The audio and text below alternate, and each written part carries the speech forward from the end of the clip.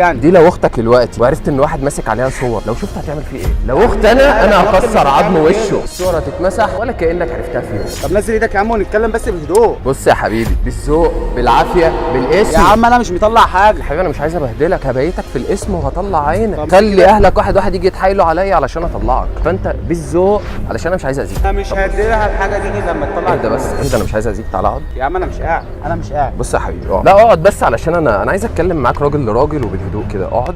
احنا رجاله لما بنيجي دلوقتي عايزين نتعرف على بنت، ندخل بيت من بابه، بنطلب بما يرضي الله. انما ما ينفعش ان احنا نكلمها من ورا اهلها وكمان ناخد صور وتساومها. انت كده راجل؟ انت كده مفكر انك تمثل الرجوله بشيء؟ خلصت كلامك. انا بكلمك بالهدوء وعايز تكلم معايا كلام راجل متحضر عقلاني، مش عايز قله ادب. اصل قله الادب مفيش اسهل منها. انا ممكن امسكك اضربك دلوقتي، ممكن احبسك، الموضوع سهل. فانا مش عايز اتخذ معاك اجراء يزعلك. انا بعتبرك اخويا الصغير كلامك مالهاش حاجه عندي. اقول لك على حاجه، التليفون اهو. ولا في ايه يا عم؟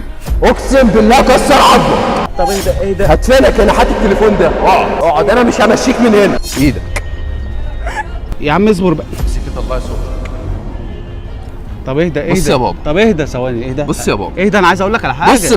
بص اهدى، احنا بنصور برنامج والله العظيم. تعالى يا بنتي كده، دي ممثله معايا يا عم. ايه اللي انت عملته فيا ده؟ بص هو ما ينفعش. انا اسف، ده احنا بنصور برنامج، دي ممثله معايا، والموقف ده مش حقيقي كله والله. بص ورا العمود اللي هناك ده هتلاقي فيه كاميرا بتصور، في حد بيشاور لك. دي بس تجربه اجتماعيه احنا بنعملها. موافق ان احنا ننزل الفيديو ده؟ يا باشا عادي.